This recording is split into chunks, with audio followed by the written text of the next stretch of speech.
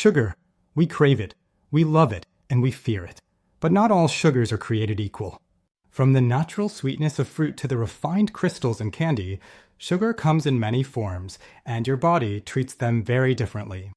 Let's break down the sweet science behind the different types of sugar and what they really do inside you. Let's start with the simplest one, glucose. It's your body's primary energy source. When you eat carbohydrates, bread, rice, or potatoes, they're broken down into glucose. It enters your bloodstream, and your pancreas releases insulin to help cells absorb it. Without glucose, your brain would literally shut down. But too much? That's when problems begin: insulin resistance, inflammation, and energy crashes. Next up, fructose, the fruit sugar, naturally found in apples, honey, and berries. In small amounts, fructose is fine. It gives fruits their refreshing sweetness. But the modern diet packs it in huge doses through high fructose corn syrup, found in sodas, snacks, and processed foods. Unlike glucose, fructose is metabolized only in the liver. Too much overwhelms it, turning sugar into fat, leading to fatty liver disease and metabolic issues. So yes, fruit is healthy, but drinking liters of fruit juice is not the same thing. Now, the most common one, sucrose. That's regular table sugar, a combination of glucose and fructose. It's extracted from sugar cane or sugar beets, refined into those perfect white crystals we sprinkle everywhere.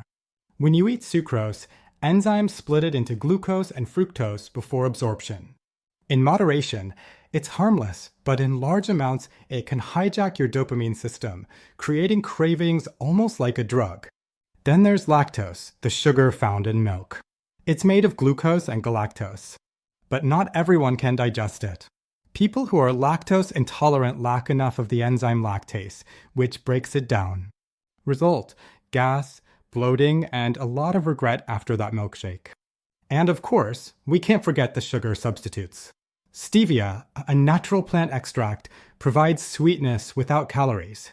Then there are artificial ones like aspartame, sucralose, and saccharin, hundreds of times sweeter than sugar, but often controversial. Some studies suggest they may alter your gut microbiome or affect insulin sensitivity, but the science is still unfolding. Here's the key idea: sugar isn't evil. It's energy, it's biology, it's chemistry. The danger comes from excess and isolation, sugar without fiber, nutrients, or balance. When sugar comes with nature's package, like in fruits or vegetables, your body knows how to handle it.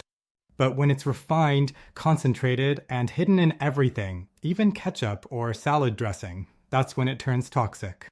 So the next time you crave something sweet, remember, not all sugar is the same. Some feed your cells, others feed disease. The truth? It's not about cutting sugar entirely. It's about choosing the right kind and the right amount. Stay curious. Stay balanced. Thinkverse.